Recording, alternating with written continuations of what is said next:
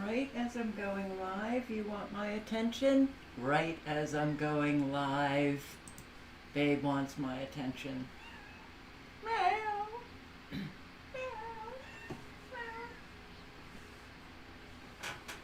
Hello, how are you? Hope everybody is doing fabulously. And if you're not, I hope you're doing okay. That you're hanging in. For many now, that's like the best you can do. It is May 14, 2024, and I have more severe weather. More severe weather is coming. I have severe weather damage to show you, but more severe weather is coming. It's coming every single day now. Are you getting the uptick of the weather warfare? Hope you're all prepared wherever you are, because they can bring weather that's not fun wherever you are. Wonder why? Hello. Analog Synth Player and Alicia DeMoss and Andrew Cruz, Christy Hazelwood, and Blues de Jours. Hello. Elizabeth Rivard, nice to see you. Thank you for showing up, you blue person, you. Much appreciated. And let's see, Michael Wilson and Rage Against the Machine, Hypocrites Matrix, Dude, WTF, and Denise Martinez, hello. Hello, Clem, oh my god. Kim Blanchard, hello. Steve Ladner, Del Griffith, hello. And Carol. And L24, thank you. Thank you to my moderators. Much appreciated, as always. Okay, and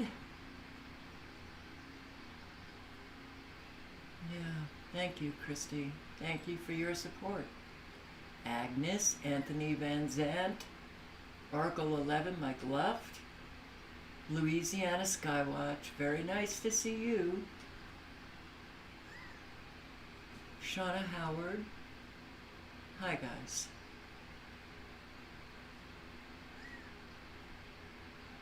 Okay, and D. Moore, hello.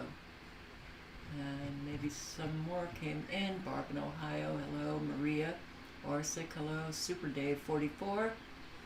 And I don't know if any of you can hear me because I forgot to put my microphone in front of my fabulous face. Okay, radar. Oh, what's going on? Oh, thank you. Wow, all right.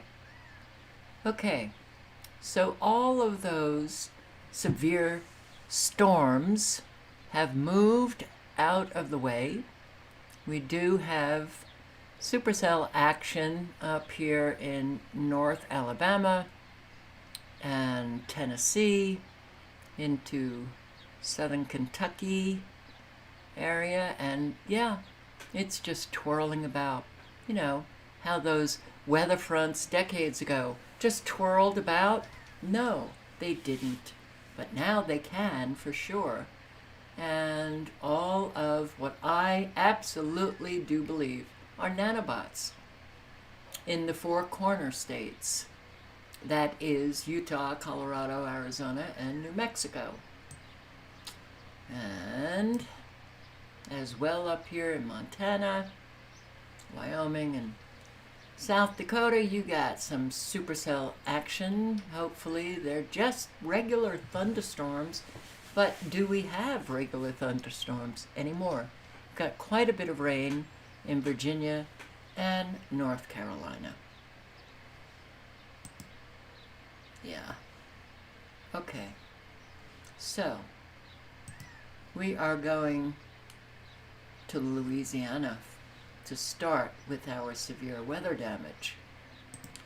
Louisiana Skywatch, who I was very grateful that she responded to a comment that I left asking her how she was, because she's in Lake Charles, and having seen what was taking place in Lake Charles in the wee hours of the morning and last night, Yeah, well, a whole lot happens in Lake Charles. 2 weeks ago they had a tornado, but here we go. This was happening where Louisiana Skywatch resides.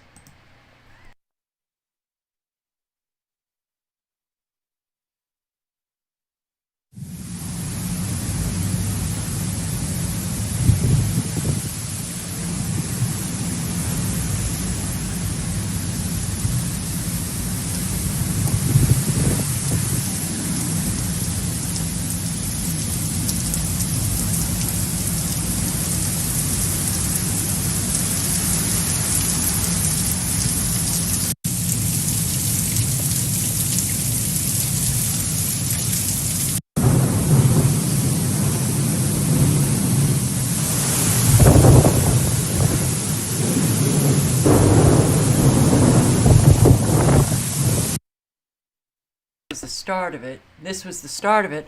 Louisiana Skywatch was in the chat last night, and I noticed that she left a comment saying power is off, and that she would be back when power was on.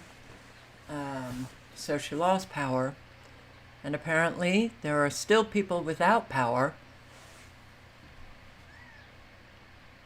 Well, they were without power a couple of hours ago, so we'll see. Here she says, the lights went out.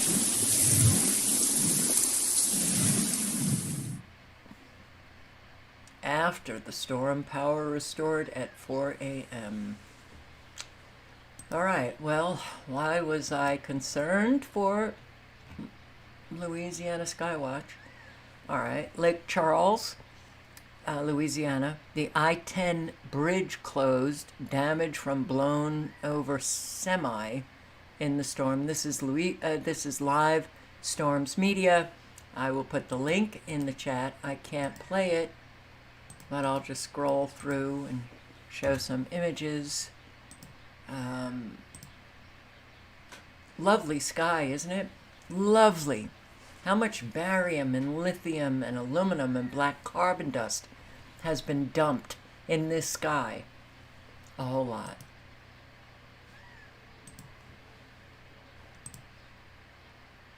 A whole lot. So, this, I guess, was because of a semi that flipped over. Yeah. Louisiana, USA, destroyed in 7 minutes. Well, these titles of these weather people leave a little bit to be desired, but I guess it's clickbait. I don't know. But as far as I'm concerned, if one person has to suffer the consequences, that's enough for me to play it. I won't say the whole town has been destroyed, but look at this. Charles, Louisiana, USA, May 13, 2024. Jesus, there go a chair. There go another chair.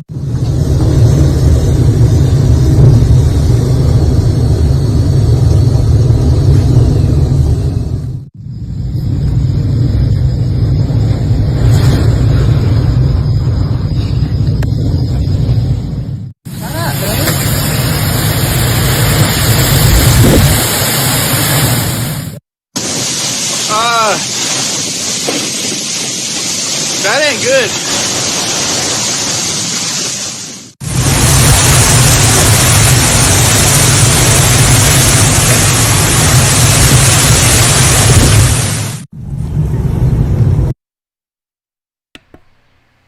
These winds can be terrifying.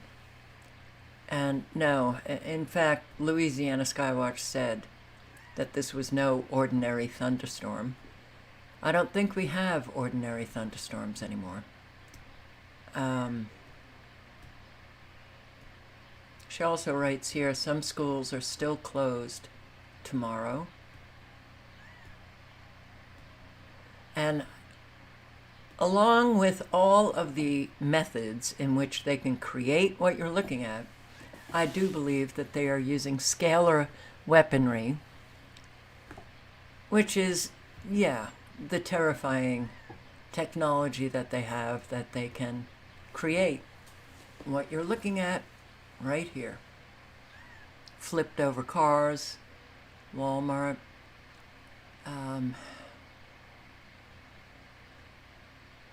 This is not a thunderstorm, okay? This is more, well, I think it was Louisiana Skywatch who said it was more like a Category 1 hurricane. But they call them thunderstorms now. When you have 80-mile-per-hour winds, that really needs to be questioned, don't you think? Lake Charles, Louisiana. Hit again.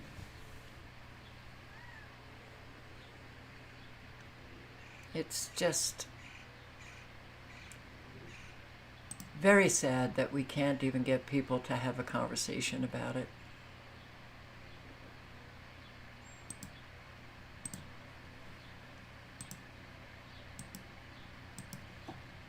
And here, Louisiana, again destroyed.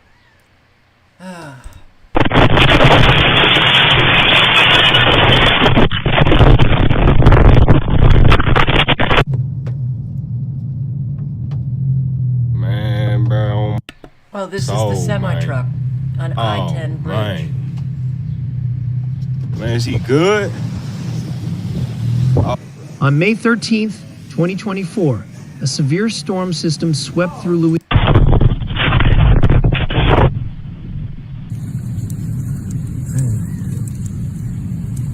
Wow.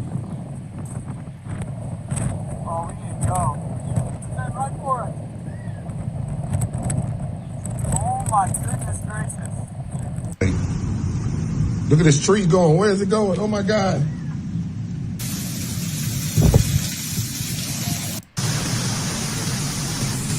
This storm caused significant damage.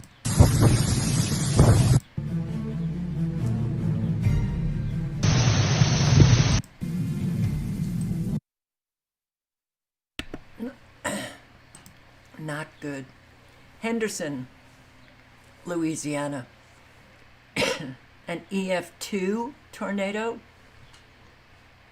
Oh, this is Live Storms Media. I'll put the link in if you want to watch it, but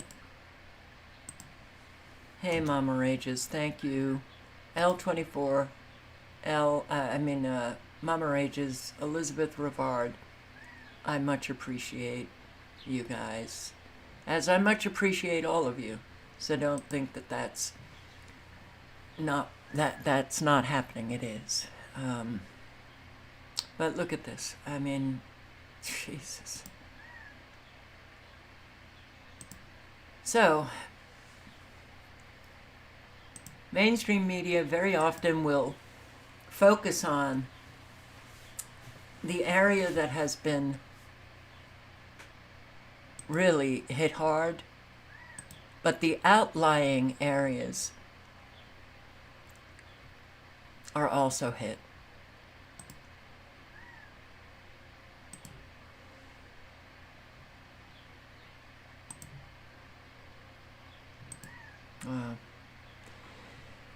Well, a lot of people every single day losing their homes.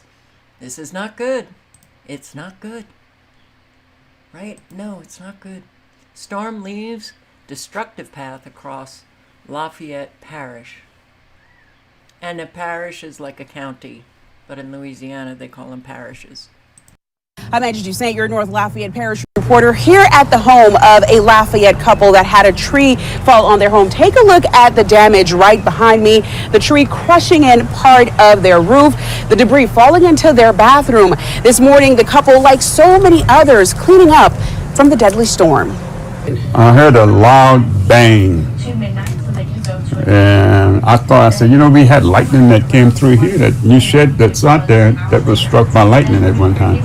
And I thought it was the same thing. But when I went and looked, I couldn't believe what I saw. What Albert Glaude Sr. saw was this. A tree fell on the back of his home, crushing the roof in his bathroom. Luckily, no one was hurt as Albert, his wife, and other family members were in the next room. The damage, though, not what he expected. Where we got really hit. Dang, I knew this was coming because they were talking, we had all these warnings, even my cell phone was blaring about the storm that was coming. But I wasn't thinking it was going to hit me, you see, because we talking about wind. And I've survived many hurricanes here. Never had this kind of damage before. Though not as severe as other areas, the destruction seen at the Glauds home is just one of many sites across Lafayette Parish, which experienced heavy rainfall and winds on Monday evening. Just around the corner, Albert's neighbor, Ricardo, watching his crews cleaned up tree branches in front of his home, a scary sight for him and his wife late Monday evening. The branch fell and it actually smashed the fence, and it was actually covering the entire street and blocking the driveway, so I didn't have access to my driveway. Throughout Lafayette Parish, reports of trees falling on homes, several areas without electricity. Meanwhile, as cleanup continues, local contractors like the one seen here say the calls for help with removal of trees have been nonstop since Monday from Pinhook Road, Scott, and Opelousas.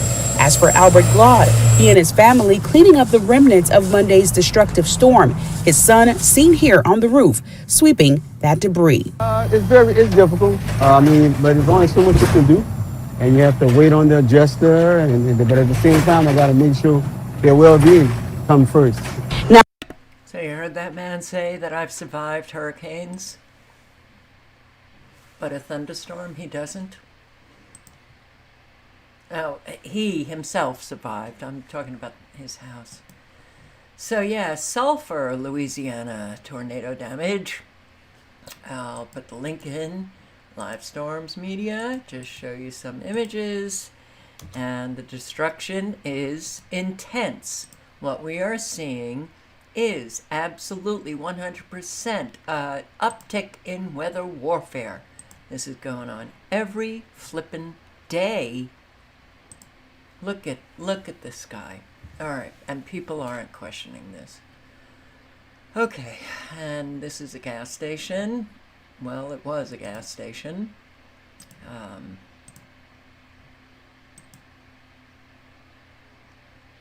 Walmart sign. Power lines down.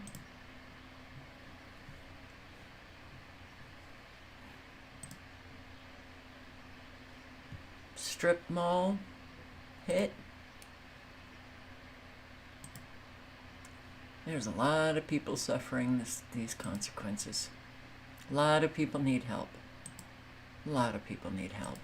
Every community, we should have organized every community to, whenever there's severe weather, the people who are not affected come out and help those who have been affected.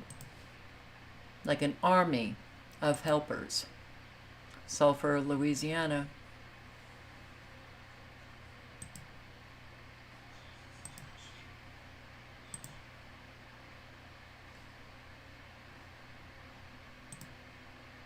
Live Storms Media.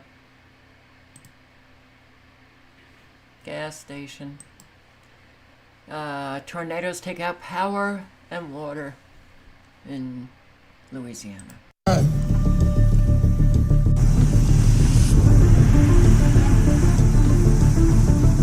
Those are hurricane winds.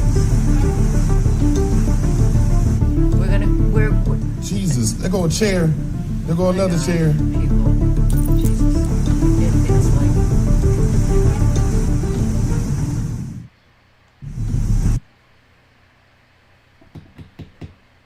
they're thinking climate change. Look at these winds. Yeah, Oh my God. Look at Kent's light. Look at this tree going. Where is it going? Oh my God. because of human activity, putting CO2, which is not a pollutant, into the atmosphere, it causes hurricane winds. At least 2 killed in Louisiana. In the South, there were at least 4 reported tornadoes in 3 states yesterday. Of course, Ginger is tracking it all for us. And Ginger, this is 19 days in a row of twisters here in the country. Yes, and the atmosphere already trying this morning, Michael, to make it 20 because we've got tornado warnings that have been happening the last couple of hours. Brand new tornado watch that is in place until 1 p.m. for everybody highlighted in yellow. That's Brunswick, Georgia, Jacksonville, Gainesville, down to, say, Crystal River in Florida. So it's going to be a really tough next couple of hours. And it's been a tough night with more than 130 severe reports all the way back to Texas. Are you kidding me? This morning, new video as tornadoes and severe storms rip across the Ozarks to the Gulf Coast, leaving at least 2 dead in Louisiana. Let go a chair. Debris flying in the streets of Sulphur, Louisiana after winds of more than 70 miles per hour sliced through the area. A likely tornado spotted, and its damage vivid. Cars flipped. The roof of this gas station mangled. Is there anybody else in these other campers? In St. Martin Parish, homes and trailers toppled. Survivors out surveying the devastation. Pieces of their lives scattered everywhere. That's the craziest thing I've ever seen. And a close encounter with an EF0 in Missouri. It looks like it's getting bigger. The twister with 75-mile-per-hour winds tearing across a golf course. So it's 2 lines in the peninsula of Florida today, and Yeah, they've just disappeared now, right? Just disappeared. I think I captured. Did I capture anything? I don't know. Let's see. No, I didn't. But, yeah, there were. On radar, big blobs of precipitation, supercells, and they're all gone now. Puerto Rico.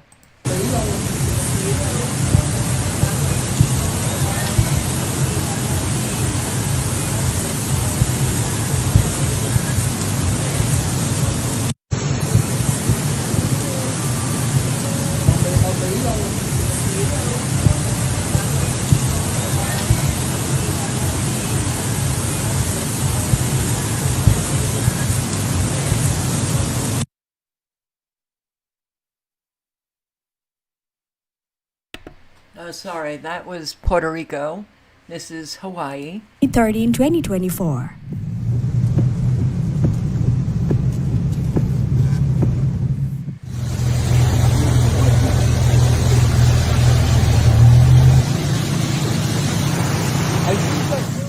So over here, Wamanalo, we get the reef off flowing. Still no sign of Jimmy Boy slip us anywhere.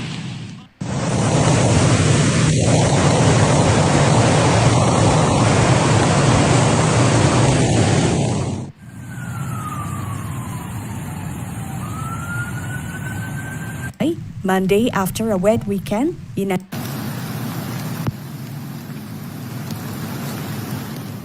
the latest disruption, a landslide closed townbound lanes of the Kalanian-Naule Highway near Kapaakwari Road.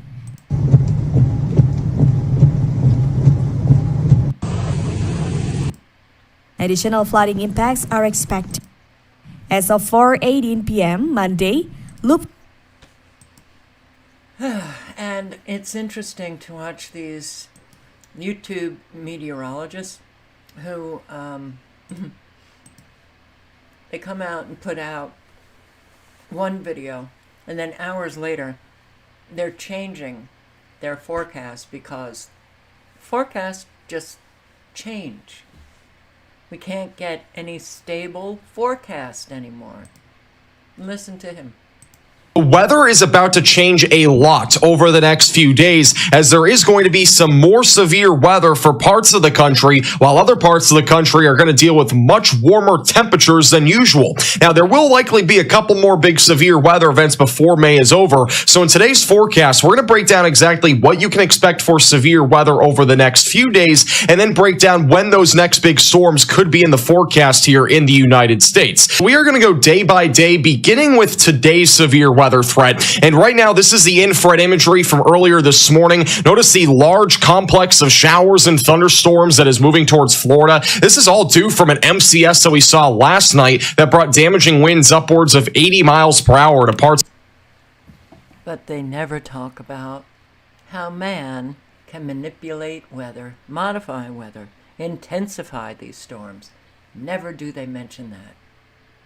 That's what really pisses me off. But if you want to listen to his forecast, a whole lot of severe weather, tornadoes coming at you.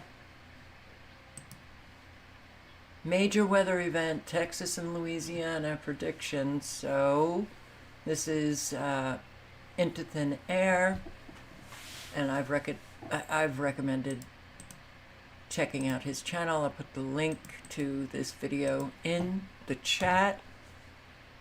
Easy way to get to his channel link. Look at the NextRad beams going off right where they're expecting these large tornadoes and severe weather. This is no coincidence whatsoever. They're doing this on purpose, and they do it often. We've been proving this time and time again. This entire area is being created almost as a force field, and I'm going to explain that all right now. Listen to this. All right, everybody, welcome back. We're going to do a quick forecast for this upcoming system that is apparently going to be affecting Texas and Louisiana pretty significantly, and we can already see it happening. And what I mean by happening is they are already manipulating this situation, and I'm going to show you exactly how they're doing it. Now, I know we have a pretty significant weather situation going on in Florida and some weird heat that went on overnight last night. I can explain that as well. But right now, I want you to focus on this big gap in between these two systems right now, the one that's coming in from the west and then the system we've just been dealing with. Take a look at this gap right in the middle of both of them. We have a counterclockwise spin effect going here, but at the same time, we have a clockwise situation going on right here. So picture this as two wheels, one spinning in the counterclockwise direction and then obviously the clockwise direction. And what we're going to do is explain how this system that's right here is going to eventually turn into a big tornado threat down in southern Texas, more so southeastern Texas, and then Louisiana the next day. This is over the next 3 days. So very quick, before I get into the details one more time, watch this gap that is forming or has been formed in between system 1 and system 2. This clear. Okay, I'm going to put the link in again. You might want to listen, and sorry for all of you southeast Texas and southern Louisiana. It looks like you're going to get hit again. Unbelievable. You're ready for round 3. Oh, may you never have to suffer any consequences. You've suffered consequences enough, Louisiana. Skywatch. All right. How about West Australia? I don't think Australia is known for its tornadoes. Hey, but when man can control weather, you can get tornadoes. 5 seconds of utter fury. This is the hurricane force wind that smashed Bunbury Prison. 10 kilometres away, it was children in its path. School children run for their lives, sheltering from a tornado that hit hard and fast. Furiously gathering power as it ripped through Bunbury and hurled debris into the air. This is the same youth centre just minutes later. The structure collapsed with about 50 kids inside. Incredibly, every child escaped serious injury. One woman was taken to hospital with bruising. Holy me! Oh, it's like a freight train. It was just unreal. This roaring sound, roaring. It was scary, really scary. The freak system smashing the city about 2 hours south of Perth. The destruction widespread. Approximately 40 homes shredded. Streets in ruins. Matt Denham's only warning, a terrifying voicemail from his wife. All I could hear was my son like breathing heavily and going, oh God, and then the line just went dead. With first light came the first idea of damage. Matt Lush now has nowhere to stay. Whole roof's gone. That's probably the driest out of the lot. The devastation overwhelming and unbearable. It's quite shocking. You see it in America, you don't think it's going to happen in your backyard. But somehow dozens of families survived, including John Carnaby's. But they were out the back. They went to run inside, the patio roof took off, and as they ran through the house, the whole house started caving in. John doesn't even want to imagine what could have happened if his wife and 2 young children didn't make it to the bathroom to shelter. Every other room in the house, the living room, the bedrooms, the kitchen, all had the roof come in on itself, with tiles and other debris raining down everywhere. Twisted terror residents will remember for a lifetime. We see them in America. But now they can be seen all over the world. Yeah. Oh, here's another one. Bunbury resident relives the moment of a sudden tornado hits. I'll put the link in if anybody wants to watch it. But yeah, now it's just witnessing all of the destruction. And the destruction is going to be coming fast and furiously, as far as I'm concerned, on a daily basis. France, the hailstorm. I showed you the flooding yesterday. Look at this hail.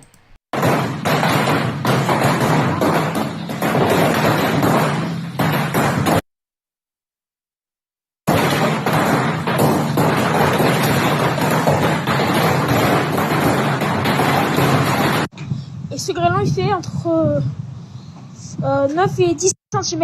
Et on est qu'en zone rouge à Vichy. Donc tout ce qui est dans le nord.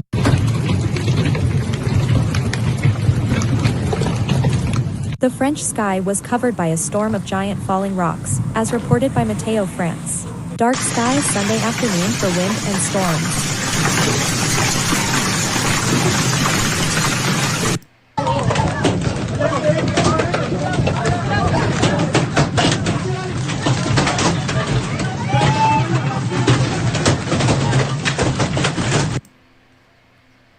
As well as some very specific areas of Paris. A whole lot of cars got their windshields busted in. Mumbai, India.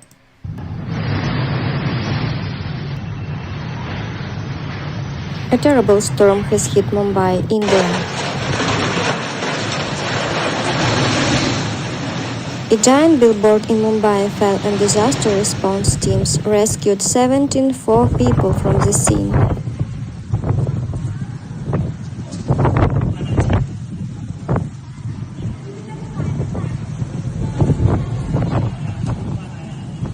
Boat can be seen falling on a petrol station in East Ghatkopar.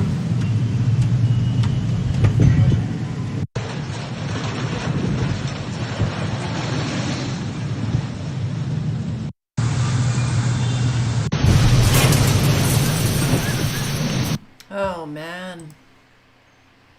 Here, I'm going to post the link to this, the National Desk. And of course, the National Desk, the meteorologist never talks about what really is going on.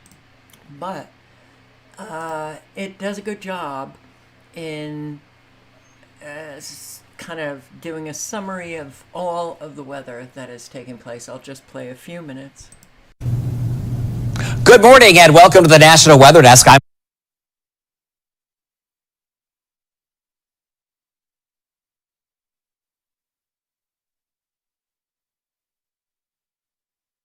I'm meteorologist Steve Rudin from WJLA in Washington, D.C. It has been an active tornado season, and it continued last night. At least 2 are dead as possible tornadoes struck Louisiana. Damage in communities of Lake Charles and Sulphur is substantial, taking a hit this gas station and a nearby Walmart. Roofs flew off buildings, scattering nearby. In many neighborhoods, homes were damaged, and trees are blocking roads.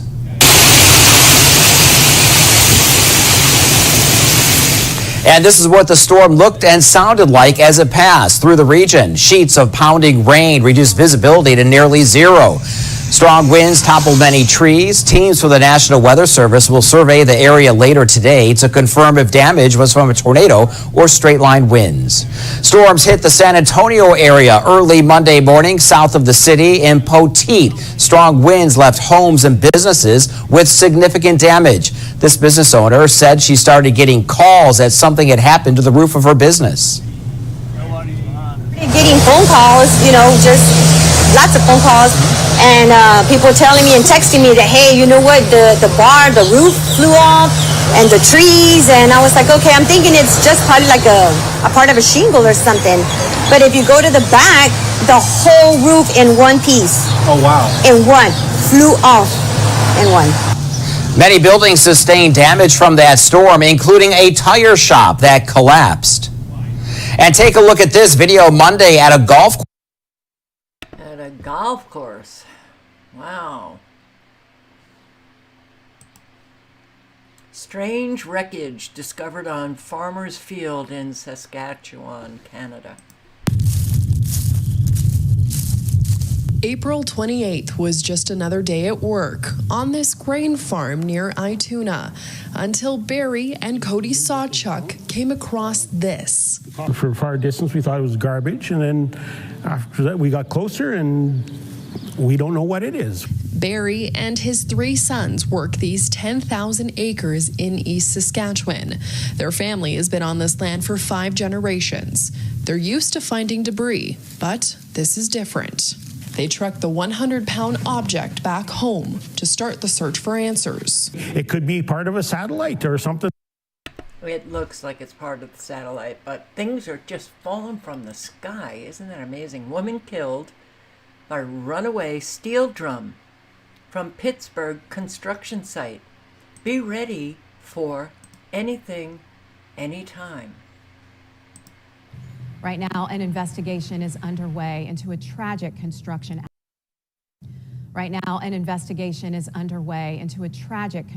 accident in Oakland. A woman has died after being crushed by a 1-ton metal cylinder. The cylinder rolled away from the site of Pitt's new sports complex.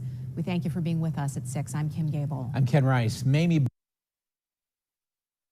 Oh, I make noises and sometimes I don't realize the mic is not on. That's probably a good thing. And the Postal Service has decided no longer to deliver. And this road, this is in Florida, Sandpit Streets. Wendy, believe it or not, homeowners here understand the USPS's decision. In fact, one of them tells me his son, who served in Iraq, used to drive Humvees down roads like this one. This isn't Iraq, though. This is Citrus County, Florida, in the middle of a neighborhood where homeowners tell me they've been failed by just about everyone. Luann Barker traded the beaches of South Florida for a different kind of beach outside her front door. There's more sand here than there was at the beach. Yeah. This isn't what she and her husband bargained for when they bought a home in Inverness Village 4, a Citrus County neighborhood that was somehow built with no drainage system, which means years of erosion have turned roads that were never paved into deeply scarred sand pits. We just feel like we've really been given the shaft. It's so bad neighbors here just lost another modern convenience, mail delivery. I don't think they can make it through. In a letter to neighbors, the U.S. Postal Service described the roads as impassable, and a spokesperson told us until they're improved, homeowners will have to pick up their mail at the post office. It's just not a good situation. What caused the situation in this neighborhood?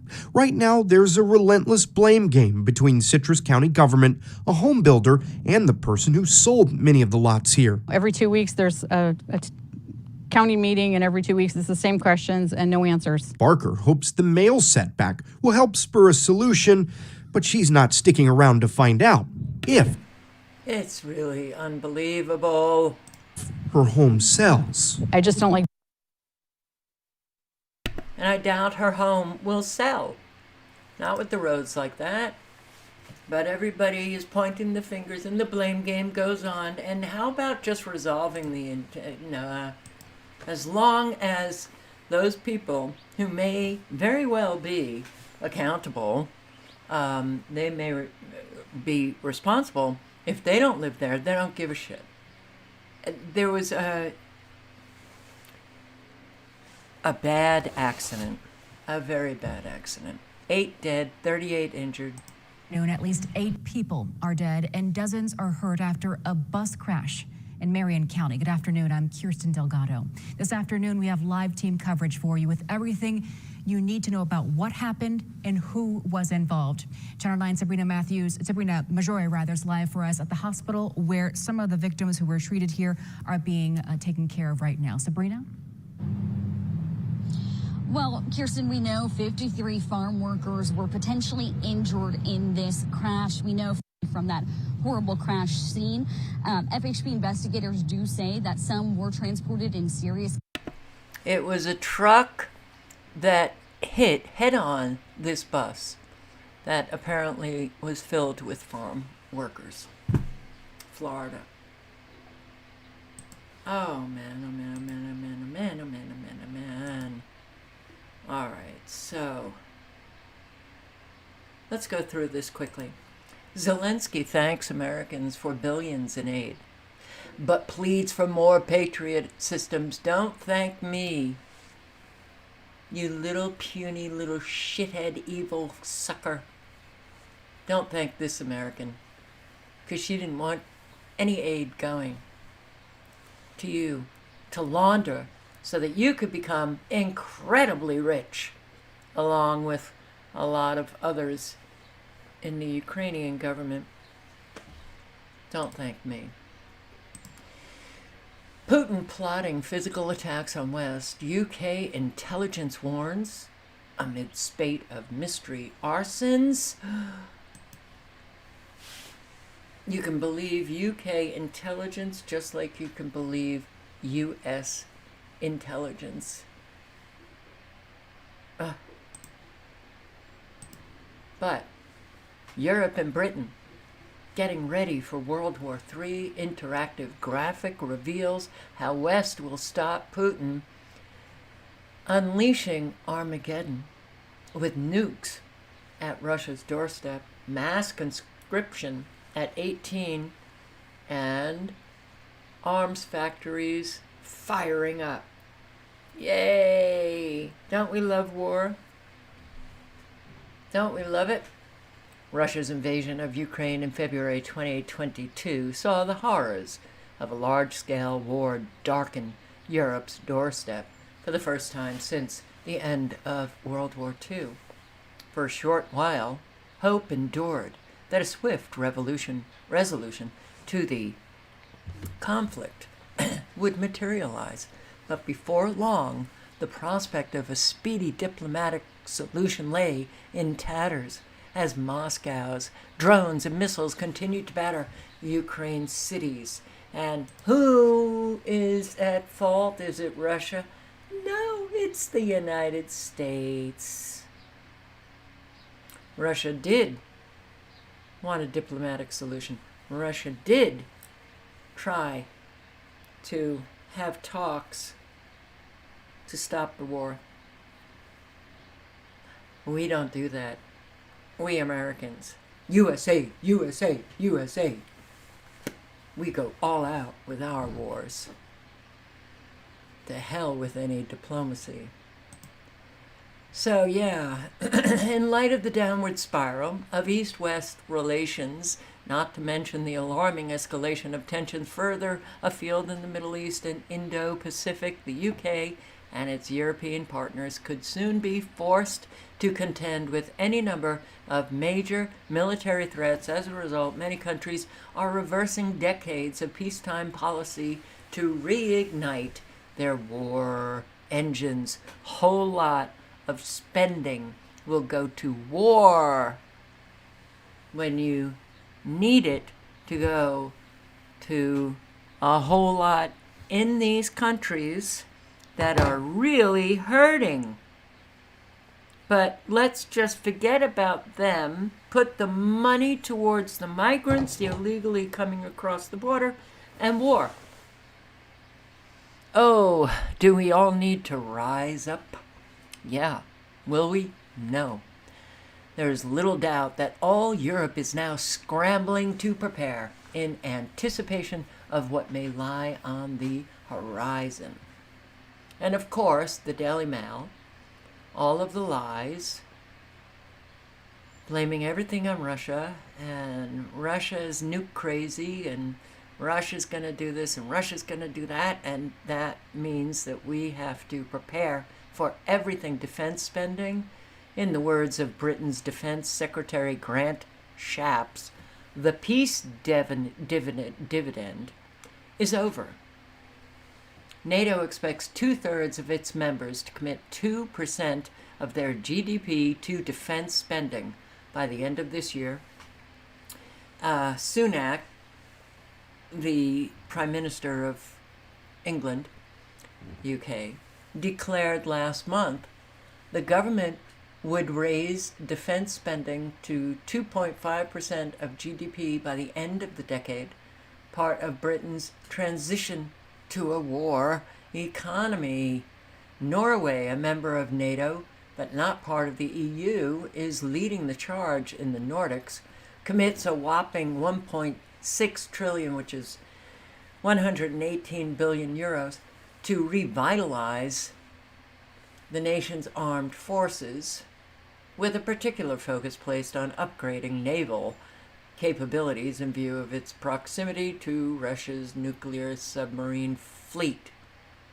Finland has built up a huge stockpile of fuel, grains, ammunition. Finland is the European country that is best ready for war with Russia, apparently. Defense infrastructure, there are now enough air shelters scattered across Finland to house the entire population. I guess the Finland government officials actually care about their population. Look at this. This is pretty, huh? The Royal Navy's Merlin helicopter fires flares.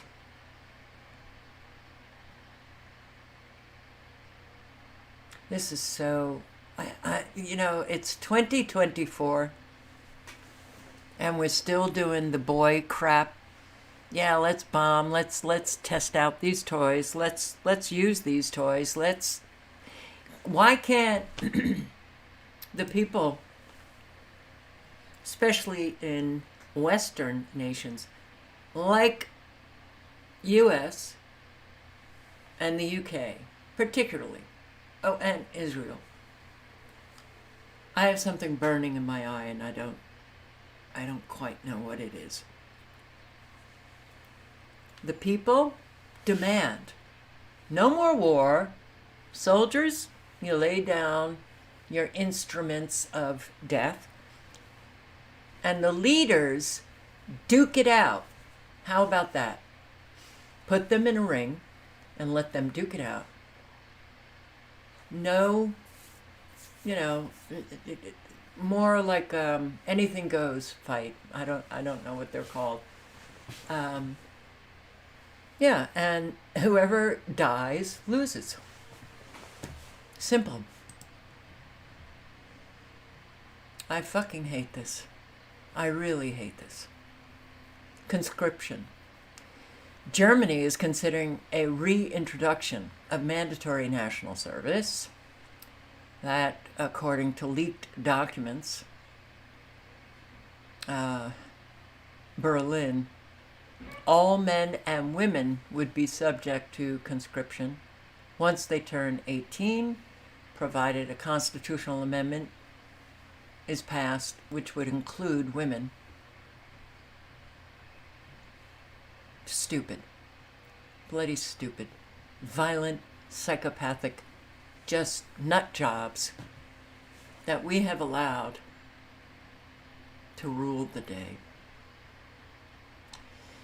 For now, the UK considers to resist calls from the continent to reintroduce national service, which was abandoned in 1960, but several top military figures in Britain have also backed the calls following a years-long policy of reducing the size of the UK's armed forces. The British Army shrunk by 28% in the past 12 years, and the Chief of the General Staff of Britain's Armed Forces said in January that Britain should train and equip a citizen army to prepare for the possibility of a land war. General Sir Richard Sharif, a former NATO commander, warned that the UK might need to introduce a system akin to Finland's in which all 18-year-old males are required to perform 6 to 12 months of service in the military or with border guard units. Oh, but they're not. These aren't border guard units that actually guard the border, from illegal migrants.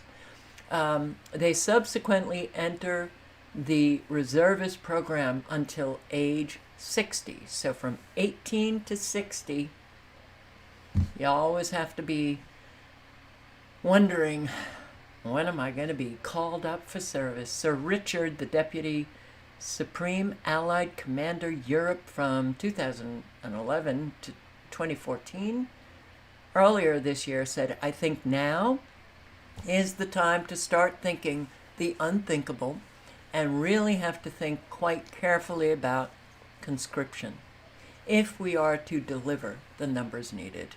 So, UK, you ain't out of the woods, but neither is the US. The American Supreme Court Justices Thomas and Alito issue warnings about the state of America. Do we really need them to issue the warnings? We know full well, but who would listen to them? They're on the right, so the left won't listen.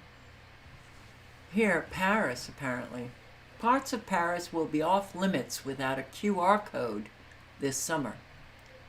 Apparently, Paris is hosting the Olympics? I didn't know that. Anyone wishing to enter certain zones, including residents, will have to apply for a special pass. It's a games pass on a platform run by police. But eventually, everyone will have to have some QR code to get out of their 15-minute cities, and you have to have government approval. Over half of illegal aliens in the United States are unemployed. Is that a real shocker for any of you? It's not for me. And in fact, I would say that there's an awful lot more, way more than half unemployed. And where is that video? All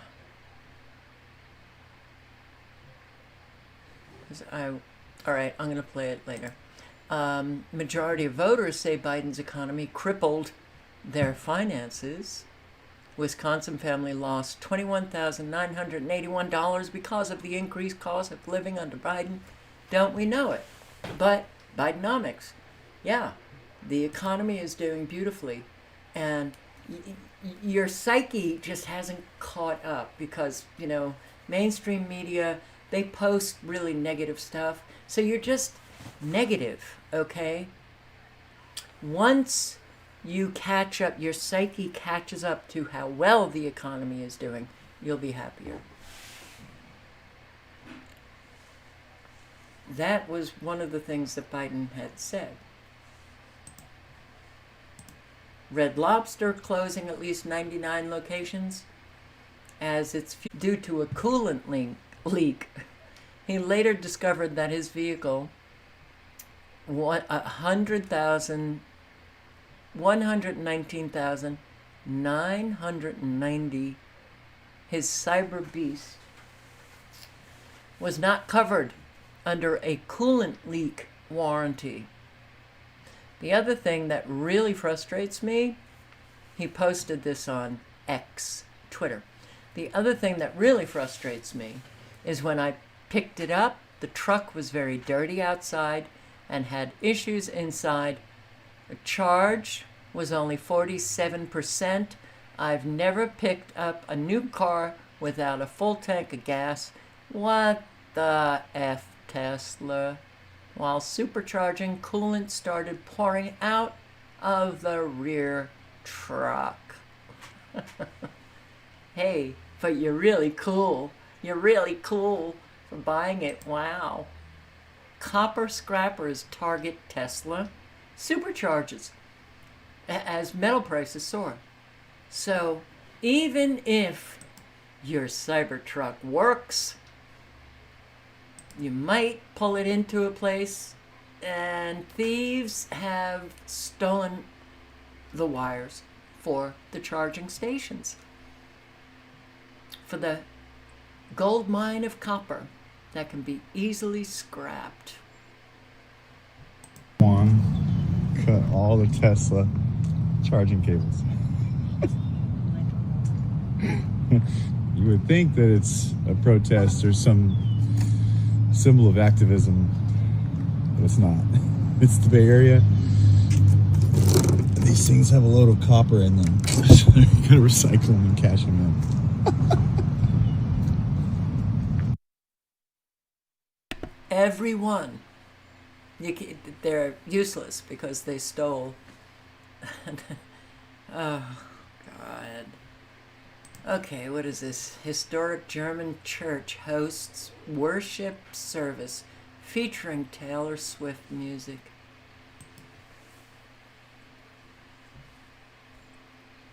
They think she's a goddess, a Christian goddess, Taylor Swift.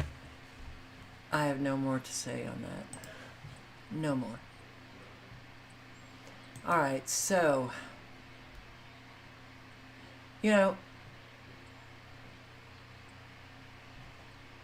I'm rather upset.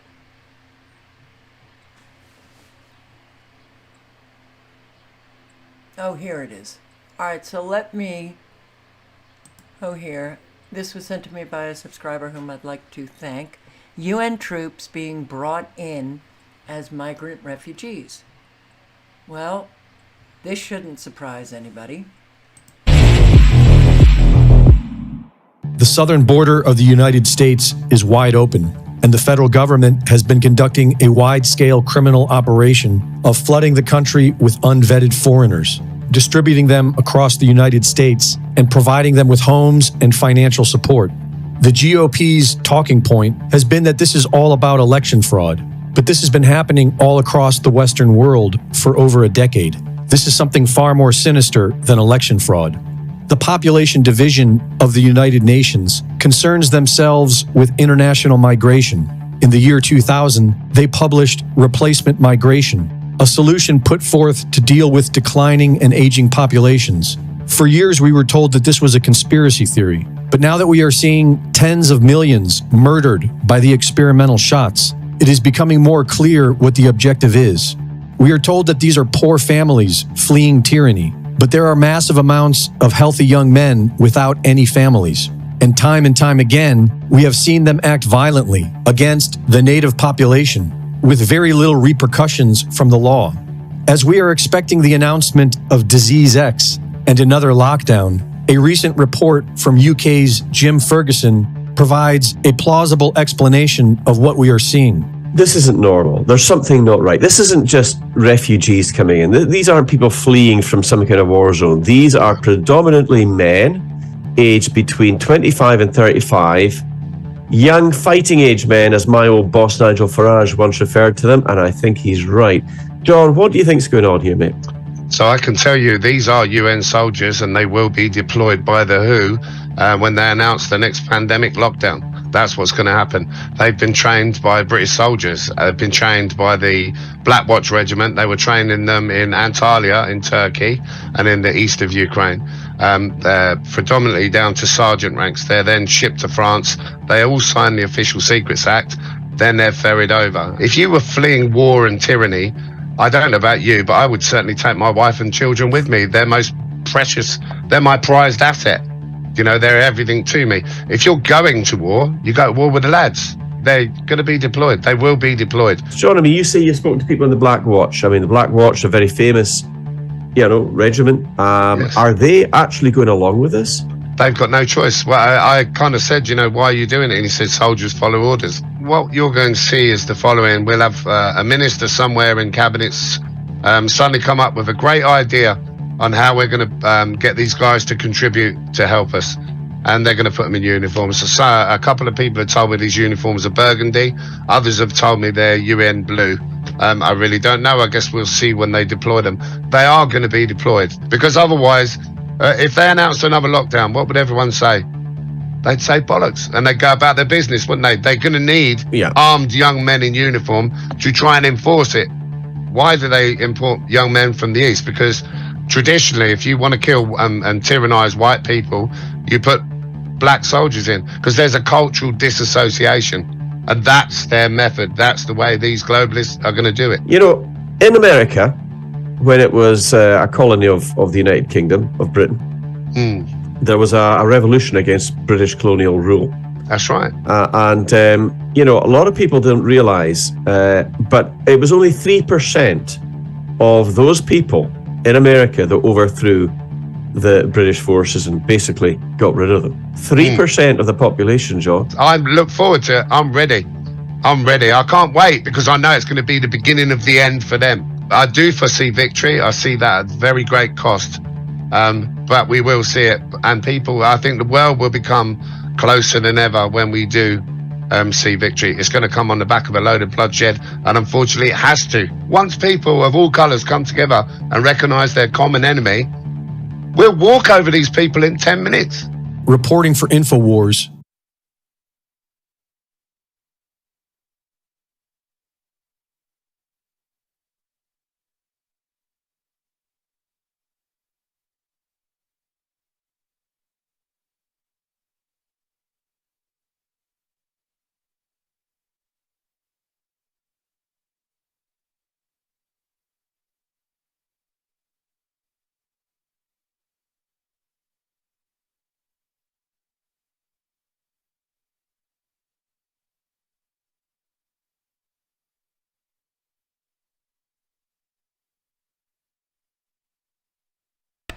My mic wasn't on.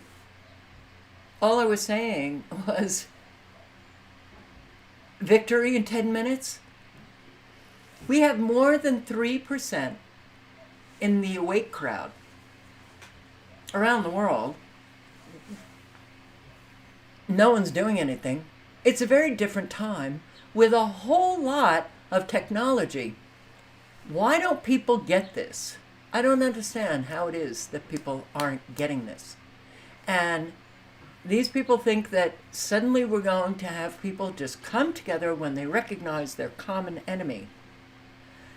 Our common enemy is so obvious, and people don't want to recognize it.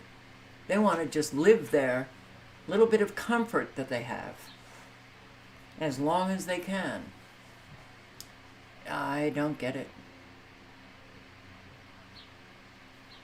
But that's what we're going to be seeing. So when he was talking about that pandemic and a whole lot of people just refusing to comply, we're not, this is not going to be pretty. We had a little bit of a taste of that pandemic in 2020, 2021, 2022. The next one coming about, well, didn't Bill Gates say that will get your attention?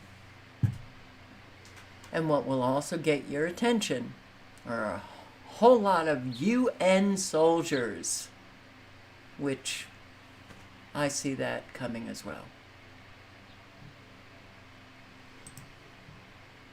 So, last night I mentioned loving watermelon, and I just don't buy it anymore because it's genetically modified. And then I come across Kim Iverson's video, The Shocking Truth About Seedless Watermelons. And all melon. I love honeydew, I love watermelon. Very hard to find a honeydew melon that is ripe. You buy it, you wait, and you wait, and you wait, and it just never ripens. I have the sound on now. I love melon too. I mean, I could live on just melon during the summer.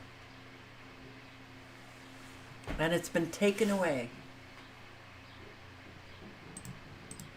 Genetically modified food. I can't remember the last time I had watermelon with seeds in it, for example. When I was a kid, I remember eating watermelon and having to spit out the black seeds. Out, yeah. Yeah, now, I mean, where is a watermelon that has seeds? But tell us, what's this religious group that you're talking about? And who came to you and said, you got to look at this kind of fringe religious group? I would have never put that into the mix. Yeah. There's an author named Saifedean Ammous who's famous for writing the Bitcoin Standard. We just had him on the show. Oh, great. And he also wrote another book called The Fiat Standard. And he posited this theory in chapter 8 that this religious group called the Seventh-day Adventists, corporate influence, and government looking to obscure the price of the consequences of monetary inflation kind of converged to manipulate our food supply. And I mean, I respect Saif quite a bit as an economic mind, but he's not an investigative reporter and he's not a nutritionist. So when I began fact checking that chapter and really diving in, I learned that if anything, he had understated the case. And so corporate influence comes in play, and that existed before 1971 because there was a pivotal moment on August 15th, 1971, when Richard Nixon decoupled from gold. So up until then, regular American citizens could not redeem their promissory notes for gold at the gold window, but foreign countries could. And that provided a powerful restraint on the federal government's ability to just print money, because when they came to redeem their dollars, we better have gold in our treasury to give back to these countries. But when Nixon entered office, he confronted something that I imagine he was pretty shocked to learn, which was that we were perpetuating a bit of a fraud in America. We actually didn't have enough gold to pay off all those paper notes that were promissory notes for gold that we had pushed out into the world. And it was only really a matter of time before this fraud got exposed. It just would have taken a few different countries at the same time coming into the Fed and trying to redeem their notes. So when Nixon decoupled from gold, he also faced a real challenge because suddenly the rising price of many goods was going to go up because we were going to have the same amount of dollars. I don't want to get too into weeds about this, but the same amount of dollars or an excessive amount of dollars chasing roughly the same amount of goods. But nowhere is this more consequential for governments than in food. And historically, you can look back and you could see government instability and a connection between food prices is extremely high. So citizens generally, especially in America, will deal with endless wars. We'll deal with corruptions from our leaders. But when food prices get too high, people get very upset. And it's an instability. It creates instability for political institutions. And I'll point to, there's, I think, 12,500 food-related riots in Europe over the past 12 years, for instance. Even more relevantly, in Sri Lanka in 2022, the price of meat, eggs, and milk escalated to such an extent that hundreds of thousands of people stormed a palace and the leaders had to flee. So governments, I bring all this up because governments are and always have been extremely sensitive about the rising cost of food. So when Nixon decoupled, he had a decision to make. Do we just sort of come clean with the American people and say, look, a lot of the things that you've gotten used to are going to become far more expensive? Well, he chose a different path, and the government continued to choose that path in the preceding years. But they made a real effort to alter the food supply, and he appointed a man named Earl Butz to Department Secretary of Agriculture, who kind of spelled out this theme, and it began with subsidies to the corn, soy, and sugar industries. So what this did was this incentivized corporations to begin lowering the amount of natural foods they put into products and increasing the amount of corn and fructose corn syrup, which is a corn derivative, soy lecithin, which is kind of a waste product of soy, but now that's been infused into our food system, and sugar, which we really don't need to subsidize because it's an addictive substance, but we do because it has lowered the overall food supply costs for America. Yeah. And the religious group, the Seventh-day Adventists, come into play. A little history on them, if you don't mind. They were, in the beginning of the 19th century, a woman named Ellen White, a young girl at the time, was walking down a street, got hit in the head with a rock, went into a short coma, and emerged believing that she was getting insights from God. And God was telling Ellen, look, the end days are coming very soon, and we need to get people pure of spirit and mind. So what we need to do is eliminate their carnal desires, because that at the time was believed to be the root of almost all disease, as bizarre as it sounds. In particular, masturbation was viewed as something that caused all kinds of health issues. So the way to do this, she believed, was through eliminating meat consumption and replacing it with grains. And she's the founder of the Seventh-day Adventist Church. And she appointed somebody named John Harvey Kellogg to, the church began growing in popularity. And she appointed John Harvey Kellogg, who at the time was a celebrity doctor of the day. It's kind of hard to understate or hard to overstate his influence. He was giving speeches and he was writing books and giving lectures all over the place. And she tasked John Harvey with coming up with a cereal that would repress the human sex drive. And he came up with, as probably guess, Kellogg's Corn Flakes.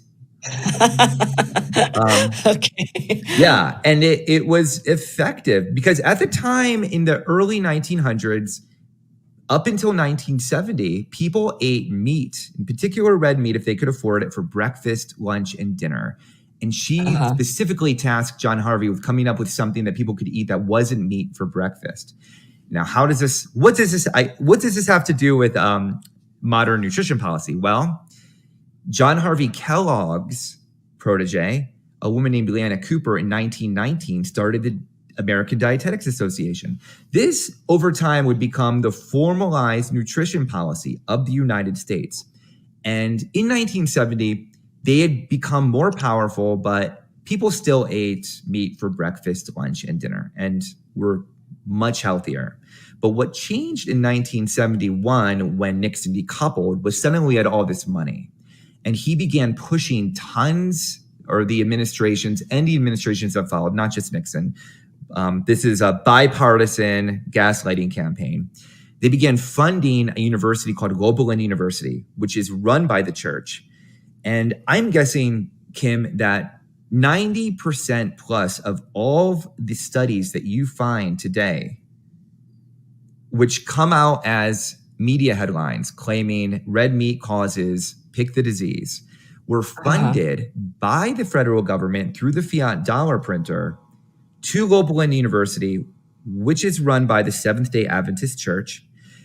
Not science, it's to validate their religious convictions. And I spoke to a lot of doctors and epidemiologists in research for this book, and they would explain to me that it's not real science. It's like these studies are observational studies where it's basically passing out flyers. For instance, I could tell you, take a poll of people who've had cancer, and I can establish that 94% of those people at some point have had milk.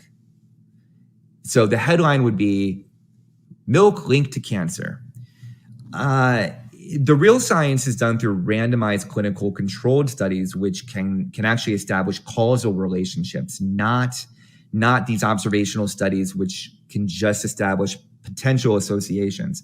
But the studies that you see coming out claiming meat are bad are almost exclusively observational studies. And they're not, what you learn is they're not really geared towards other scientists. They're geared towards the media to come up with headlines vilifying meat. And the government was more than happy to engage in this post 1971, because if you're eating Doritos, corn, grains, you don't notice the consequences of monetary inflation. if you're eating eggs, you're going to the store to get that ribeye. Right. You notice. Hey guys, thank you for watching this clip from the full Kim Iverson show, which you could. I want my melon back. I want my bananas back. How about this raw milk that, according to the CDC, issues an urgent warning against drinking raw milk as bird flu fears rise. Okay, dokie, CDC, urgent warning. Don't drink raw milk. That pasteurized milk that is toxic, drink that. Because apparently they have found that the pasteurization, it kills the virus. Wow, boy, they're on top of this. They're protecting you. Consumers don't seem to mind because raw cow's milk, it ticked up 21% to as much as 65% compared with the same period a year ago. And the CDC is not happy. You're drinking the riskiest milk that you can, people. Believe the CDC. And once again, I'm going to put the link to this article in. I've covered the fertility crisis for years, and here, what is causing this demographic winter is coming as fertility rates plummet all over the globe. Michael Schneider is on it. The WHO is seizing sweeping global powers. This is Dr. Meryl Nass talking about what's coming for all of us. With us, Dr. Meryl Nass is a Maine-based physician and researcher who proved the world's largest anthrax epidemic was due to biological warfare. She also exposed the dangers of the anthrax vaccine. She is a COVID vaccine critic, and in 2022, her license was suspended, and she was told by the licensing agency that she had to undergo a neuropsych exam over her claim about the vaccines. Hey, by the way, AstraZeneca just retracted their vaccine after they admitted in court that it caused blood clotting. But anyway, welcome to the show. Hey, Dr. Meryl Nass. Thanks for inviting me. So the reason I have you on today is that we wanted to talk about what's happening with the WHO. Now, we've tried to warn people the WHO is literally, it's being run by a guy who's not even qualified. I think he's a veterinarian, and he is in bed with terrorists in Ethiopia, Tedros. So the WHO wants to take more control of your life. They're unelected, and they're funded by Bill Gates. The number one funder is Bill Gates. But here's an article from the Daily Caller, and it said exclusive state attorney generals push Biden not to hand over vast pandemic powers to the WHO. So, Dr. Nass, tell them what kind of powers is the WHO seeking to get, and why is it a problem? So, what the WHO has proposed two different documents that together would give the Director General, who he's got a PhD in community health. He was the health minister and the foreign minister in Ethiopia when his organization was considered terrorist by the State Department. Yes. And he is accused of covering up 3 cholera epidemics that affected a rival tribe. Right. So that's who we've got. Not a very ethical gentleman. So when I say he's not a doctor, you're saying he has a PhD, which is not a medical. He's not a medical doctor. Exactly. Right. Okay. Exactly. He's never treated a patient, but he'd like to treat 8 billion people who are on the planet, because the powers that the WHO is seeking would give him the right to declare pandemics or likely pandemics at any time for a number of reasons, not only necessarily health reasons, but ecosystem problems, animal or plant emergencies. He could declare any of those. And then he would have the right to tell everybody in the world what they needed to do or what they couldn't do. For example, he could mandate vaccinations, and the goal of the G20, the US, the EU, and the UN and the World Bank is to roll out vaccines in 130 days, which is crazy because you can't test them in humans during that time. And it means we're going to get more dangerous vaccines. And they would like to remove liability from those vaccines, as they did for COVID. So basically, this would be legalizing the things that the entire COVID response, but only worse. It would be legalizing censorship, requiring nations to surveil their citizens' social media, and if they said anything that went against the WHO, it would have to be suppressed, censored. This would allow the WHO to create a library of what they call potential pandemic pathogens and what I call biological warfare agents, which the WHO would then share globally with universities, pharmaceutical companies, research centers, and others. They're really interested in proliferating agents that can cause pandemics in humans, animals, and plants. So figure that one out. It's a little hard to explain why you would want to do that unless you wanted to sell drugs and vaccines to deal with the pandemics that are going to ensue. There's more. They want to control supply chains. They want to be able to take supplies from one country and, send them to another without, the country agreeing. So it's quite an extraordinary power grab, and yet the U.S. government has been in favor of it and has been pushing it since day one. And the U.S. government is also behind drafting the pandemic treaty. Yeah, the criminals, the terrorists, they have taken over the world. Can't seem to get rid of any of them. An anti-Second Amendment judge. How do you be a judge and you're anti-Second Amendment? Oh, that's right. We're living in a different US of A. Sentence a man to 10 years for 50 rounds of ammo and building his own guns. A video on a New York judge who declared that the Second Amendment doesn't exist in her courtroom and convicted Dexter Taylor because he was building guns as a hobby in his home. When I released that video, he hadn't been sentenced yet, but now he has. And they sentenced this man to 10 years in one of the worst prisons in the country. People don't realize how vicious these people are when it comes to their desire for control. None of this is about safety, it's about controlling the people. Notice I didn't say criminals. They need criminality to justify their heavy-handed control. They don't care that they're destroying a man's life just to set an example. I mean, they practically admit it. Today's sentence should send a message to anyone who, like this defendant, i.e. a regular citizen, who would try to evade critically important background checks and registration requirements to manufacture and stockpile these dangerous weapons. Do you really think criminals give a damn about this 10-year sentence? These criminals are committing crimes that will get them life in prison. What's a 10-year sentence? They're laughing at this dude and the system because they know this will do nothing to make New York any safer or make their jobs any harder.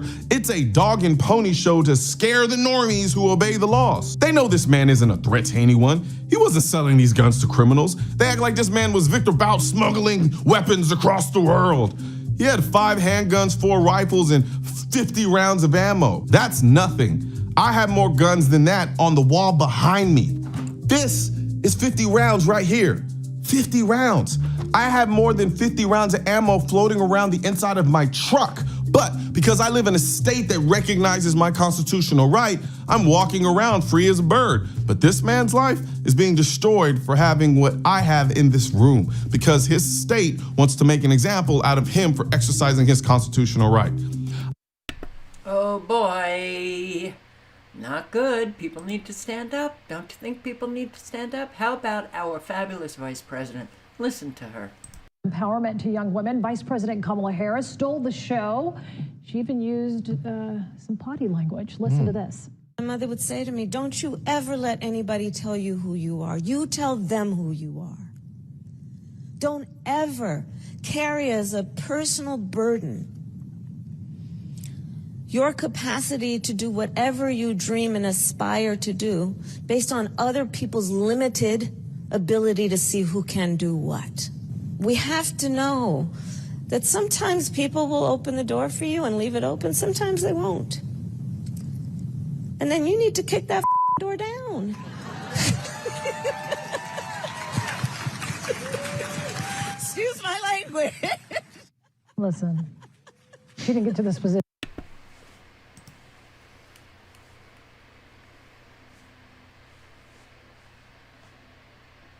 How'd she get to where she is? She slept her way. Yes, that's how she got to where she is. Sleeping her way with more powerful men than her. Position being nice all the time. Vice President quickly. Disgusting. And yeah, these, okay, disappearing dollars. Oh God, the stealing, the fraud, the unbelievable amount of corruption that is not just in Washington, D.C., but it is taking place local government, state government, teacher unions, stealing the money. School district, where newly appointed Superintendent Mike Miles has called for dramatic cuts to offset a $450 million budget shortfall. Miles was appointed by Texas Education Agency Commissioner Mike Morath to take over and turn around the struggling school district last summer. 10 years before he took over at Houston ISD, Miles spent 3 years as superintendent at Dallas Independent School District. When he left Dallas in 2015, Miles started 3 charter schools in Colorado called Third Future Schools. According to both internal school records and the nationally recognized school rating agency School Digger, all 3 schools have since struggled with performance, enrollment, and finances. The records provided to us by TFS through open records requests also reveals Miles was forced to close one of his schools last summer due to declining enrollment, leaving that school with $5 million in unpaid bond debt. The school's debt was discussed at a Third Future Schools board meeting via Zoom last summer after Miles had taken over at Houston ISD. Yet there was Miles at the meeting acting as a consultant. According to payment records, Miles earned $40,000 consulting for TFS last year. Watch as Miles urges his old board of directors to find the money and pay the debt. It's now becoming untenable. We'd have to subsidize it to the tune of maybe $500,000 a year if it only has 180 kids or so. I think the time is right to do what the administration is asking to do. In 2020, around the time his financial troubles were beginning in Colorado, Miles began expanding his charter school network to Texas. First Midland Sam Houston Elementary, then Ector College Prep in Odessa, then Austin Mendez Middle School. But by the end of the 2023 school year, as he was taking over in Houston, Miles' 3 Texas schools were nearly $2.7 million in the red. So why were Miles' new Texas schools losing money? Third Future Schools' 2023 audit shows of the $25 million public tax dollars being spent on Miles' 3 Texas schools, $15 million was spent on teachers and supplies. The other $10 million, about 40% of the entire budget, was spent on unspecified administrative costs and services. Spectrum News made multiple requests over the course of several months for a detailed accounting of those administrative expenses. Third Future Schools never responded. However, included in publicly available financial audit records were the auditor's notes revealing that the deficits were documented as being due to other Third Future network schools outside of Texas and to Third Future Schools corporate in Colorado. Again, All right, if you want to listen to more of how that guy enriched himself, click on the link. I'm so sick of it, man. I am so flippin' sick of all of the people scamming people, lying, gaslighting, scapegoating, stealing, destroying other people without a care. Houston area contractor, wanted in 4 counties, is accused of swindling homeowners. Well, only on 2 tonight, a contractor is wanted in Texas and Louisiana after being accused of ripping off home repair customers. Thank you for joining us at 10. I'm Keith Garvin. Good evening. I'm Daniela Guzman. He is accused of stealing thousands of dollars from some who hired him after natural disasters. KPRC2's Bryce Newberry has spoken to 2 victims, and he's joining us now in studio with a story you'll see only on 2. Bryce? Yeah, Daniela and Keith, a Pasadena woman hired this contractor after last year's tornado. Tonight, she is still dealing with the damage, and it turns out that she's not alone. In fact, this wanted contractor is accused of stealing from people over the past 5 years. Tonight, he has active warrants for his arrest in 4 different counties. It came through right through the back of my house. Mother Nature hasn't been so kind to Maria Iris Yanes over the last year. I needed my roof replaced because of the tornadoes and the hail damage that was done. And while the storm is long gone, the single mother in Pasadena has been caught in a whirlwind ever since, after paying a contractor $3,500 for permits, materials, and work that still isn't done. It's really sickening that he can actually take advantage of people this way. Eusebio Maldonado is accused of stealing her hard-earned money. How much did you get those for?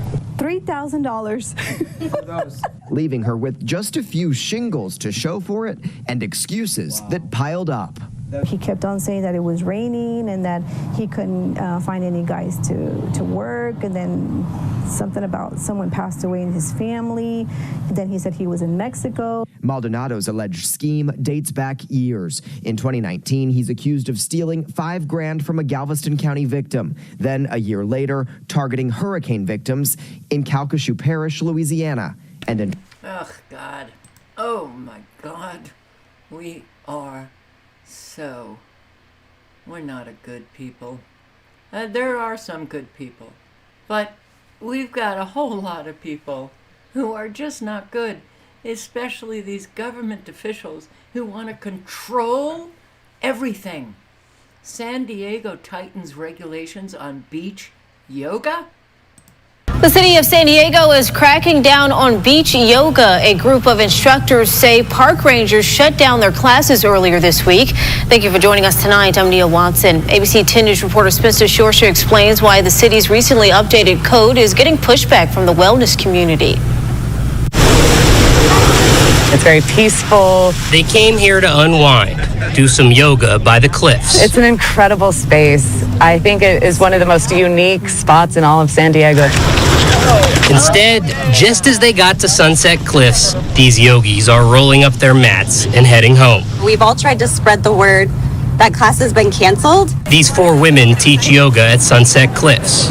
At least they used to. When I came here to teach my class at 6 o'clock, there were 3 park ranger trucks all positioned on the cliffs that prevented us from starting our class. The city of San Diego is enforcing an ordinance it revised in March, the one that aimed to crack down on sidewalk vending. In it, the city restricts where fitness classes can be held, like here at the cliffs, and requires a permit. I keep saying I thought it was hot dog vendors, and all of a sudden it's yoga teachers too, right? And mommy groups and sign language classes in the park. The yoga teachers say their classes are free. You can give a donation if you want, and they aren't selling anything. They add the classes follow City Code 2, kept under 50 people. Still, in a statement, the city told ABC 10 News that an activity with more than 4 people requires a permit. They're not allowing us to even have a permit out here. The Sunset Cliffs instructors have what they think is a simple demand.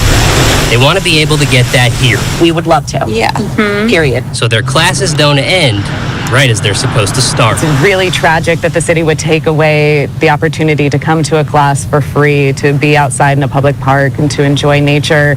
And we are perfectly willing and ready to get a permit if the city would allow it. In Sunset Cliffs, Spencer Soisher, ABC 10 News. Yeah, we're perfectly willing to get that permit. We're perfectly willing to acquiesce, to submit, to comply with these outrageous government demands. bend over and take it. You keep bending over and taking it and taking it and taking it. And eventually, you're trapped in the corner.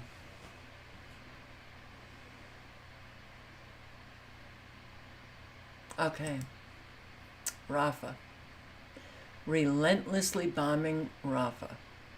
Rafah was where they told the Palestinians to go to be safe from the bombing.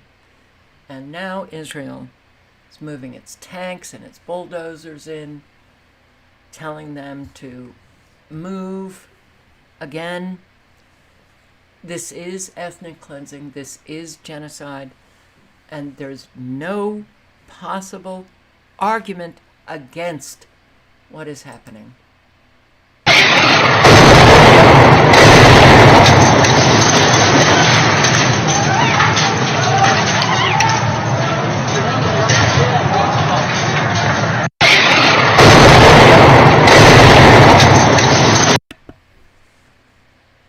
It's hard to take. Middle East crisis, large parts of Rafah, now a ghost town. So, let me just read a wee bit of this. You guys, chill out. Israeli tanks forged deeper into eastern Rafah on Tuesday, reaching some residential districts of the southern border city where more than 1 million people have been sheltering. Between 360,000 and 500,000 Palestinians have fled Rafah in the past week after Israeli warnings to evacuate eastern and central neighborhoods, and the war just keeps going on. Just keeps going on. It just keeps going on. All right, I'm going to play several minutes of a video that Katie Halper put together. It's the juxtaposition of what's happening on the campuses with these protests and what mainstream media and government officials are saying what's happening. There's a big difference. Big surprise? I'm going to play a video that I worked on with a friend. And as you'll see, this video contrasts what the media and politicians are saying about the student protests and encampments with what is actually happening at these student protests and encampments. So we're going to start off with that and enjoy.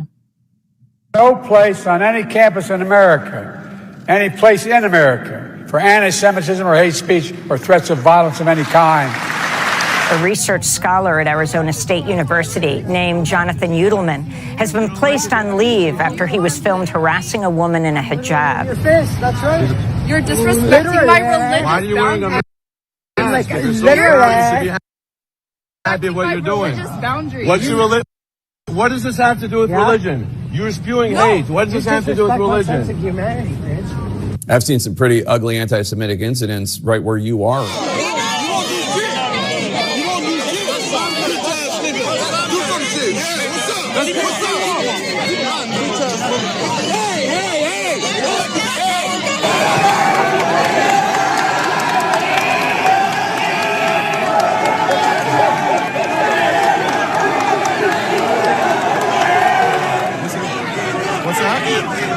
Vile displays of anti-Semitism, vandalism, and intimidation led to police intervention at numerous universities.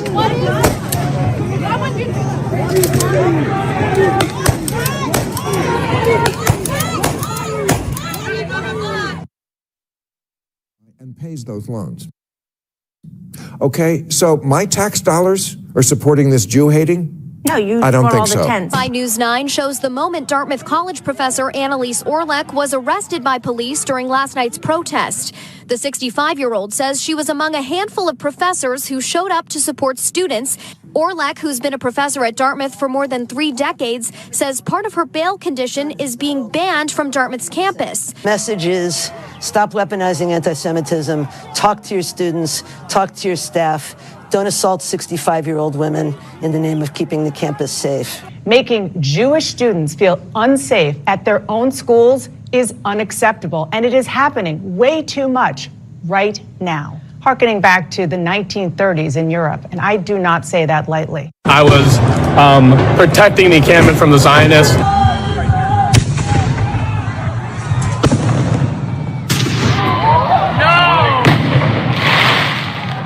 They tried to take a barricade from us, and when I held on, they pulled me into a circle of them, and they started beating me on the back.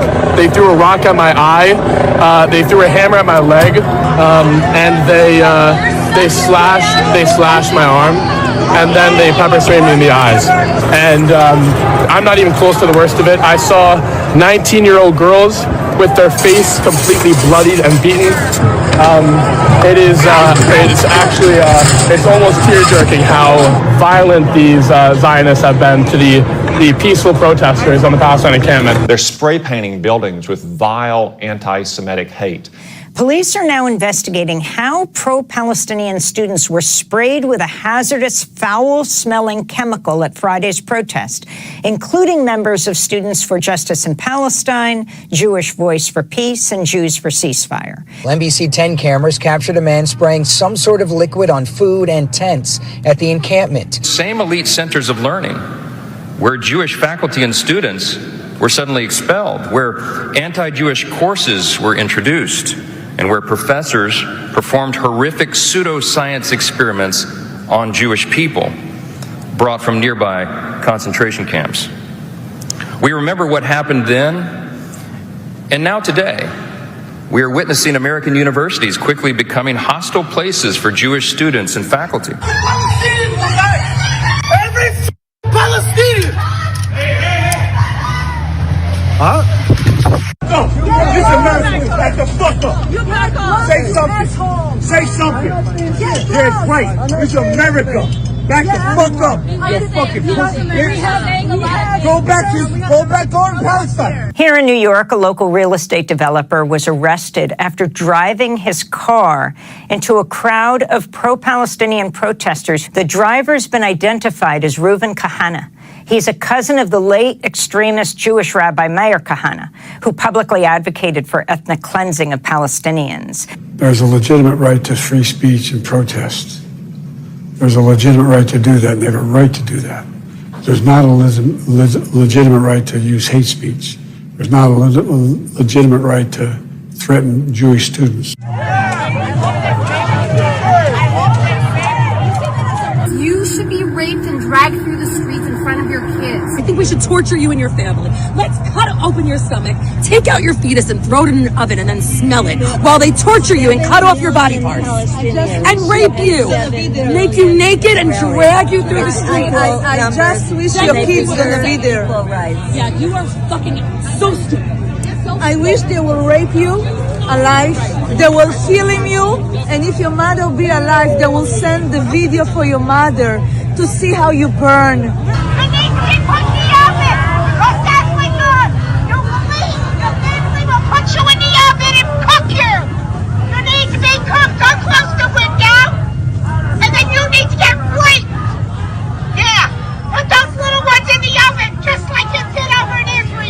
This does look like January 6th. What a terrible example for our students. It's now in the realm of violence. It's in the realm of hatred. We will secure America against you enemies, against you traitors, against you barbarians. You'll never wake again because we take your head. You motherfucker! Take your hands off of me.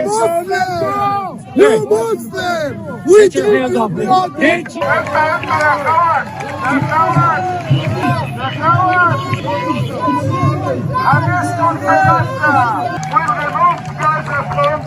Why are they all so unattractive? These things are not unrelated. I'm telling you. Attractive, smart people don't behave like this. Flatten Gaza. We gotta wipe them off the fucking map. I'm talking about every fucking flatten them like a parking lot. Yeah, wait. Flatten them out once and for There's all. nothing else you can do. Kill all Palestinians, all of them. Not one left from the river to the sea. Palestine will be deceased. Jews forced to keep their hide their keepers on their baseball hats, tuck their Jewish stars into their shirts. On college campuses, Jewish students blocked, harassed, attacked while walking to class. And I feel safer here as a Jew than I do anywhere else because I know everyone here believes in collective liberation. Yet the only time that I have felt unsafe has been at the hands of the repressive university administration and the violent police.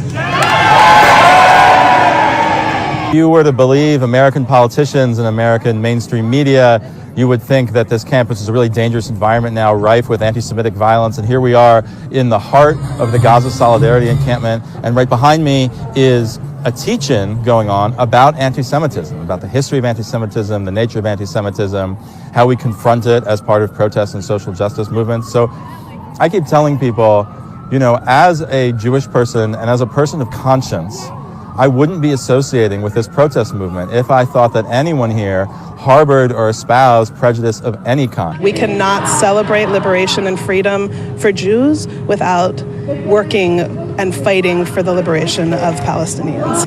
My name is Rafi Ash. I'm a sophomore at Brown University.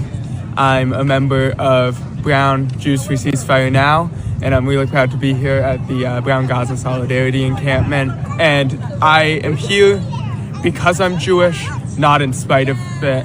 My Jewish values compel me towards justice. When we talk about anti-Semitism on campus, that's taking the spotlight away from Gaza, away from Palestine, and the Palestinian students on campus, and putting it back onto me.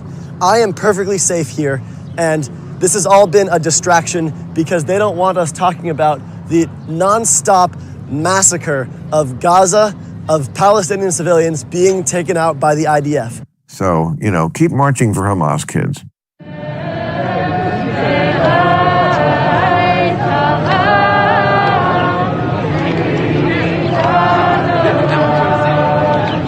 Jewish community members said they felt a greater responsibility to show up tonight to publicly stand against what Israel is doing. Jewish Voice for Peace, Families for Ceasefire Philly, and more groups held Passover Seders on campuses Sunday.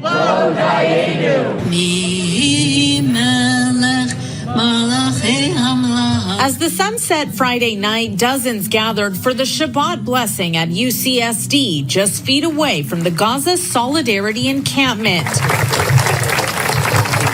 Jewish faculty and students joined the Shabbat celebration, applauding the students' bravery for standing up for the Palestinian people. I am a Jewish student here at UCLA.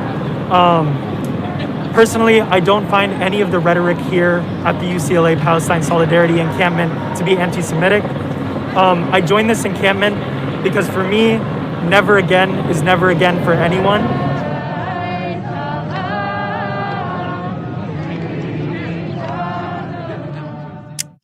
So that's the video. And honestly, the hardest thing about that video was limiting the footage because there are so many examples of disgusting behavior. But I think hopefully that makes the case that what the media is telling you is not reflecting of reality. And just imagine if people reported on this the way that they report on the alleged anti-Semitism that we're seeing on campus. So. Not reflective of reality. So, it is very important to circulate information so that people can actually get to see reality as opposed to what we are being told by government officials, by mainstream media. And the lies are just too hard to... What are you doing? Blind straight, the hook nose. What are you doing? What's...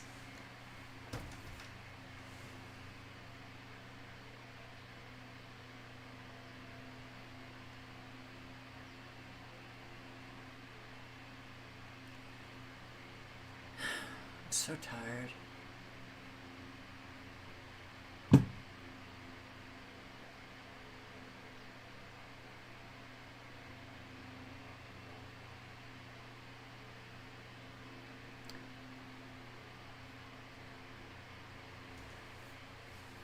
I'm just going to end. I'm just going to end. I will post a link to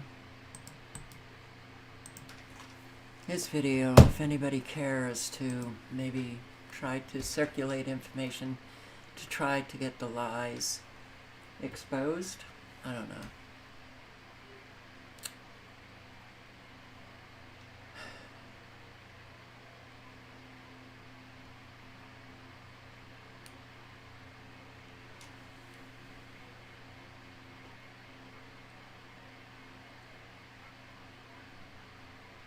All the religious crap. May it die out soon, so maybe some peace can enter.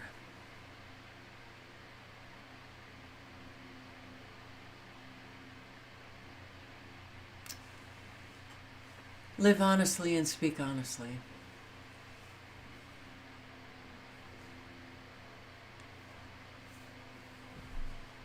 And on that note, be safe, especially you guys, Southeast Texas, Louisiana, all of the severe weather that is again coming your way, unfortunately. And thank you for showing up.